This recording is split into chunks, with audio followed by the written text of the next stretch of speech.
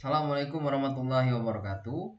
Saya Muhammad Arifin Dansyah dengan NIM G002529 dari kelompok A5. Pada kesempatan kali ini akan menjelaskan tentang anatomi dinding abdomen, tractus digestivus superior dan tractus digestivus inferior. Dengan pendekatan anatomi klinis, saya akan menjelaskannya dengan bantuan beberapa kasus. Mana kasus pertama, yaitu terdapat Dapa yang sedang maraton sambil menonton One Piece dari episode 1, di mana ia melihat seorang karakter bernama Zoro yang sering berlatih angkat beban dan punya perut six pack. Jadi Dapa ini juga ingin punya perut six pack seperti Zoro dan memutuskan untuk mulai latihan. Namun ia bingung harus melatih otot apa, sehingga ia bertanya pada kita yang kebetulan sedang mempelajari anatomi abdomen. Jadi si Dapa ini memiliki ambisi untuk mencapai hipertrofi otot abdomen alias six pack seperti karakter Zoro. Jadi untuk mencapai hal tersebut, kita perlu mengetahui pembagian lapisan dinding abdomen yang anterolateral dan posterior, mengetahui tentang sistem otot yang ada di abdomen, dan mengetahui mengenai organ retroperitoneal dan intraperitoneal. Jadi pertama-tama lapisan dinding abdomen atau stratifikasi dari dinding abdomen itu, yang pertama adalah yang bagian anterolateralnya, yang secara umum terbagi menjadi yang terluar yaitu kutis atau kulit, kemudian fascia superficialis yang terbagi menjadi dua, ya, yang khususnya di bagian inferior umbilicusnya yang bisa terlihat dengan jelas, yaitu menjadi fascia Camper yang merupakan lapisan lemak, dan fascia scarpa yang merupakan lapisan membranosa. Kemudian di bagian bawah, lebih bawahnya lagi adalah bagian musculi et aponeurosus yang merupakan bagian yang terdiri dari lapisan-lapisan otot. Dan sebelumnya tadi juga ada fascia profunda, dan setelah dari lapisan musculi et aponeurosus ini adalah fascia transversalis yang merupakan lapisan tipis yang melapisi permukaan dalam musculus transversus abdominis. Dan di bawah di profunda dari fascia transversalis adalah fascia extraperitonealis yang merupakan jaringan lemak pre-peritoneal, dan yang paling profunda adalah peritoneum parietale yang merupakan membran serosa yang melapisi rongga abdomen. Dan kemudian untuk pada bagian posterior dari dinding abdomen, cara umumnya juga kurang lebih sama, yaitu terdiri dari kutis, kemudian fascia superficialis, fascia thoracolumbalis, fascia itu merupakan fascia tebal yang membungkus otot punggung dalam, fascia profunda, kemudian lapisan muskulinya yang sebagian besar terdiri dari musculus erector spinae, musculus quadratus lumborum, musculus psoas major, dan musculus musculi lainnya. Nah, kemudian di bawahnya adalah fascia transversalis dan bagian fascia extraperitoneal, dan tentu yang paling bawahnya adalah peritoneum parietale. Yang membedakannya adalah terdapatnya konstruksi unik, yaitu di daerah linea arcuata, di mana di bawah linea arcuata aponeurosis dari musculus transversus dan musculus dan oblique internus itu tidak ada, karena aponeurosis dari kedua musculus ini bergerak anterior ke musculus rectus abdominis. Dan kita lanjut lagi, kita fokuskan ke abdominis musculi alias otot-otot dari perut, karena kan tadi si Dapa ingin mendapatkan otot six pack. Jadi perlu diketahui otot yang menyusun khususnya di bagian dinding tersebut. Jadi yang pertama kelompok anterolateral yang terdiri dari musculus rectus abdominis, yang mana ini merupakan otot vertikal utama dan menjadi pembentuk six pack.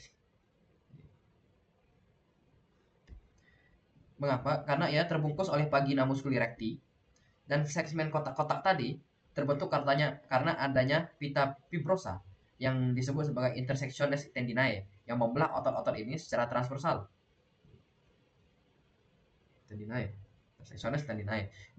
Dan terdapatnya struktur unik yang merupakan pertemuan dari berbagai aponeurosis musculi yang disebut dengan linea alba. Dan selanjutnya adalah musculus pyramidalis yang merupakan otot kecil berbentuk segitiga di anterior musculus rectus abdominis. Namun rectus ini tidak selalu ada pada setiap orang. Nah, selanjutnya adalah otot-otot yang berada di bagian sampingnya itu ada musculus obliquus externus abdominis.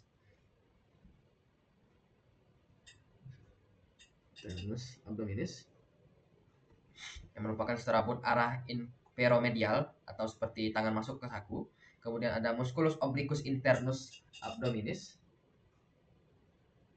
Ini abdominis yang mana merupakan serabutnya arahnya itu ke supromedial, dan lagi adalah musculus transversus abdominis. Nah, transversus abdominis. Yang arah serabutnya itu horizontal atau transversal, di mana ini khususnya untuk transversus abdominis ini penting untuk kompresi isi abdomen. Dan kemudian lanjut ke ada kelompok posterior. Itu sebenarnya ada musculus quadratus lumborum yang merupakan stabilator utama tulang belakang. Di sini ada tulang belakang.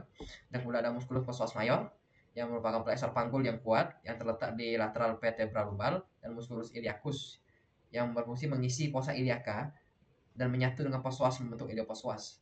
Jadi untuk di daerah lumbal yang posterior, 3 musculus ini adalah musculus yang penting, adalah muskuli yang penting dalam menjaga stabilitas daerah lumbal.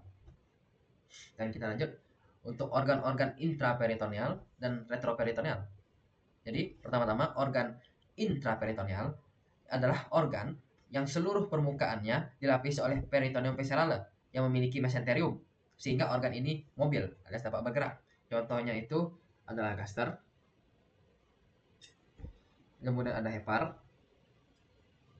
lalu jejunum dan ileum serta cecum, dan ada juga appendix serta lien. Sementara untuk organ-organ retroperitoneal adalah organ yang terletak di belakang lapisan peritoneum parietale dan hanya dilapisi oleh peritoneum pada permukaan anteriornya saja, sehingga organ ini terfiksasi. Di antaranya adalah kelenjar adrenal atau kelenjar suprarenal, kemudian aorta dan vena cava inferior. Lalu selanjutnya adalah duodenum, pars ke-2, 3, dan 4. Lalu selanjutnya adalah pankreas, lalu ureter, dan kemudian kolon, yaitu kolon ascendant dan descendant. Lalu adalah ginjal, ren, dan selanjutnya adalah esophagus. Dan terakhir adalah rektum. Jadi itu adalah pembagian organ-organ interperitoneal dan retroperitoneal. Dan agar si dapat tadi bisa mencapai tujuannya agar mendapatkan otot yang six-pack, telah diketahui olehnya otot apa yang perlu dia latih. Untuk selanjutnya yang perlu diketahui adalah bagaimana cara melatih otot yang tepat. Otot-otot tadi yang saya sebutkan, yang mana yang penting itu adalah otot-otot di daerah anterolateral yang perlu dilatih agar mendapatkan otot yang six-pack. Baik, kita lanjut ke kasus selanjutnya, di mana pada kasus ini terdapat sebuah narasi, yaitu Rama gemar menonton Tan Boy Kun di YouTube. Setelah melihat si Tan Boy Kun tadi, dia makan mie pedas dan ayam goreng, di mana si Rama ini langsung memasak 2 bungkus mie pedas dan membeli 2 porsi ayam goreng. Di mana keesokan harinya Rama curhat ke kamu, ke kita di sini, karena merasa sakit perut hingga merasakan hingga kelongkongannya terasa panas. Kamu pun curiga bahwa Rama mengalami GERD alias gastroesophageal reflux disease. Jadi untuk menjelaskan kasus ini kita perlu mengetahui anatomi gaster beserta sphincter yang ada di gaster. Pertama-tama kita mesti berkenalan dulu apa itu gaster. Jadi gaster atau ventriculi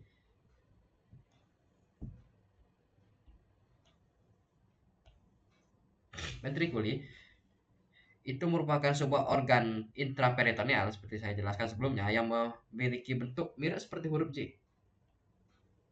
Ya, ini seperti huruf J yang berada di regio epigastrium dan hipokondrika sinistra. Yang mana secara anatomis gaster atau ventriculi ini dibagi menjadi 4 regio utama. Yaitu yang pertama adalah pars cardiaca yang merupakan area sempit tempat esophagus memasuki gaster. Kemudian ada bagian fundus fundus gastricus yang merupakan bagian superior yang melebar berbentuk kubah di sini seperti kubah ya, yang terletak di bawah diafragma sinistra dan sering terisi gas. Dan selanjutnya adalah corpus gastricus yang merupakan bagian terbesar dari gaster, yang merupakan tempat utama sekresi asam lambung oleh sel parietal dan sekresi pepsinogen oleh sel chip, di mana corpus gaster ini dibentuk oleh curvatura minor dan curvatura mayor. Dan kemudian bagian selanjutnya adalah pars pylorica yang merupakan bagian distal membentuk corong yang terbagi menjadi pyloric antrum yang bentuknya melebar dan pyloric canal atau canalis pyloricus yang akan bertaut dengan duodenum melalui gastroduodenal junction. Dan di bagian dalamnya lagi, gaster memiliki bentuk lipatan di tunika mukosanya yang disebut dengan rugae yang memungkinkan distensi saat masuknya bolus ke dalam gaster yang nanti akan dikeluarkan oleh gaster berupa kimus. Kemudian kita lanjut ke sphincter.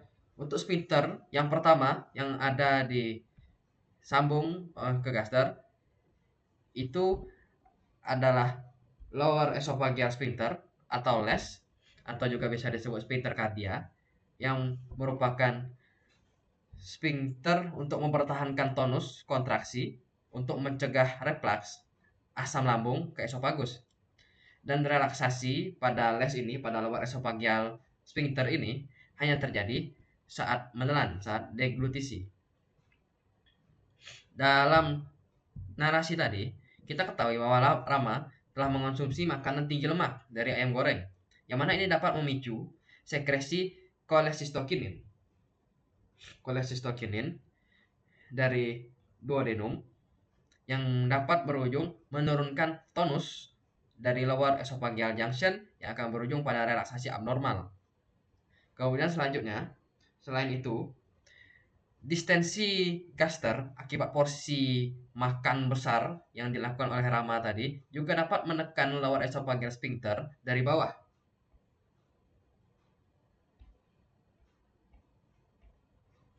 Akibatnya, sphincter ini bisa terbuka dan asam lambung naik esofagus yang tidak memiliki lapisan mukosa protektif sekuat gaster yang dapat menyebabkan gejala pirosis seperti yang dialami Rama tadi.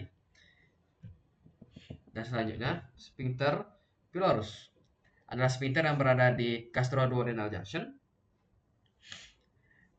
yang memiliki fungsi untuk mengatur pengosongan gaster ke duodenal intestinum tenuh dalam jumlah yang sedikit demi sedikit. Hubungannya dengan narasi tadi adalah makanan tinggi lemak yang dikonsumsi oleh Rama, yang mana juga tinggi protein, yaitu ayam goreng tadi, membutuhkan waktu cerna yang lebih lama dibandingkan makanan dengan nutrisi lainnya. Dimana ketika itu masuk, sphincter ini akan menutup lebih lama untuk menahan makanan di lambung agar tercerna sempurna. Jadi sampai ayam goreng, kimus dari ayam goreng itu tercerna sempurna, maka sphincter pylorus ini akan menahan agar kimus lainnya tidak masuk dahulu sebelum kimus ayam goreng itu tercerna sempurna. Yang mana ini disebut sebagai delayed gastric emptying atau pengosongan gaster yang tertunda. Yang mana hal ini akan mempertahankan volume gaster tetap penuh dalam waktu yang lama. Dan jikalau keadaan ini terus berlanjut akan meningkatkan risiko reflux ke atas, yaitu ke lower esophageal sphincter. Baik, mungkin sekian. Kita lanjut ke kasus selanjutnya. Baik, kita lanjut ke kasus selanjutnya, di mana pada kasus ini terdapat seorang siswa yang bernama Raka. Jadi Raka ini seorang siswa kelas 11 merasa perutnya sakit sejak pagi. Awalnya rasa nyeri muncul di sekitar pusar umbilikus dan hanya terasa seperti kram ringan. Namun beberapa jam kemudian nyeri tersebut berpindah, berarti terjadi migrasi, ke bagian kanan bawah perut, ke kuadran kanan bawah berarti. Dan semakin tajam rasa sakitnya. Raka juga merasa mual, hilang nafsu makan, dan ketika temannya sekelasnya menekan sedikit area tersebut, rasa sakitnya bertambah hebat. Jadi dari kasus ini bisa kita diagnosis awal bahwa apa yang terjadi pada Raka ini adalah appendicitis akut. Mengapa? Bisa terlihat dari adanya migrasi rasa sakit dari umbilikus ke kuadran kanan bawah, dan adanya anoreksia, mual, dan hilang nafsu makan. Dan untuk lebih menjelaskannya, kita perlu mengetahui letak-letak appendix, letak appendix yang paling umum, dan cara pengukuran beserta nama garis yang dan titik pengukurannya. Jadi yang dimaksud di sini adalah appendix piliformis. Apa appendix piliformis itu? Jadi appendix piliformis ini adalah diverticulum buntu yang muncul dari aspek posteromedial cecum, yang rata-rata panjangnya adalah sekitar 2,5 cm. Dan letak normalnya adalah berada di posterior iliocecalis junction. Iliocecalis junction berada di posteriornya dia.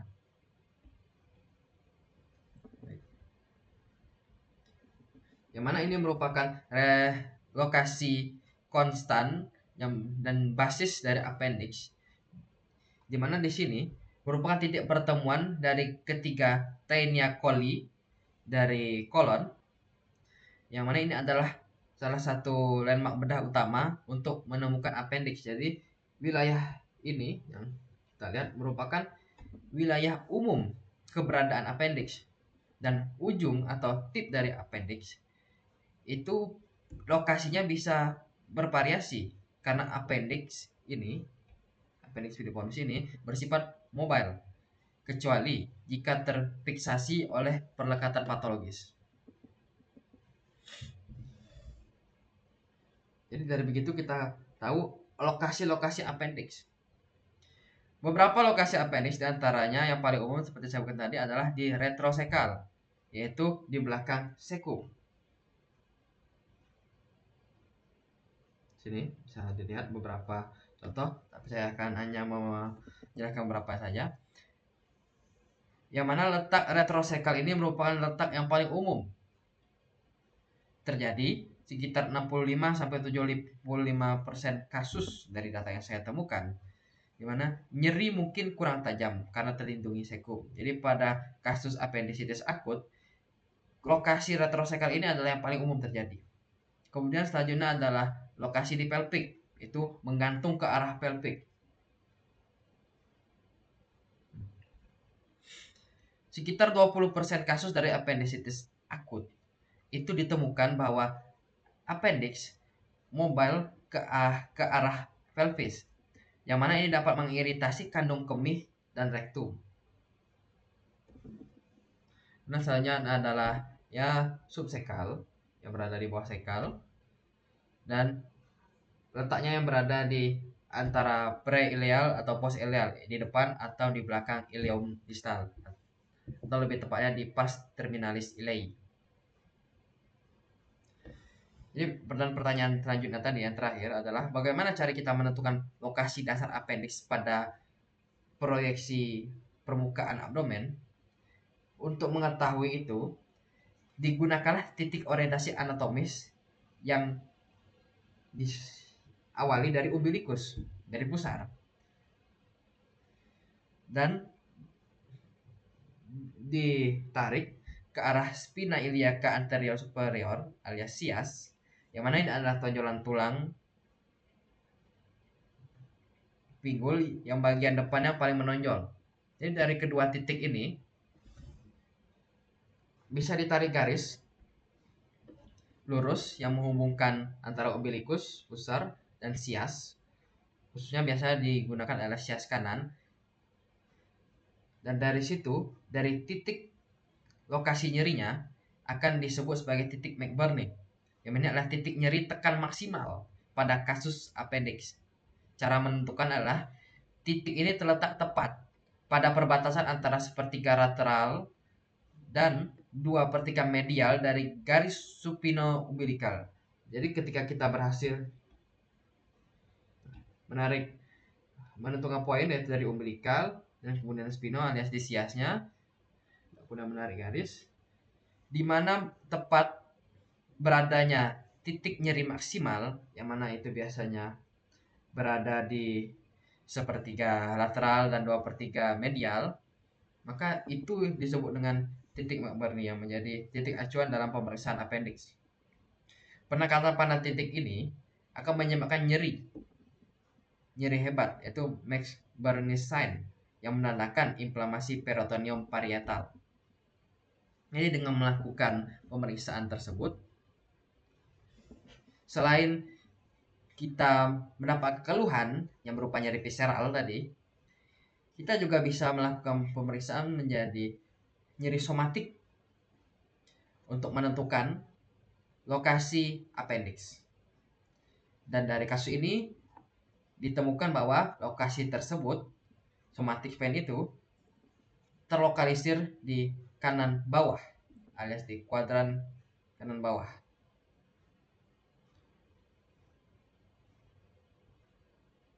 Oke. Baik, mungkin sekian dari saya. Wassalamualaikum warahmatullahi wabarakatuh.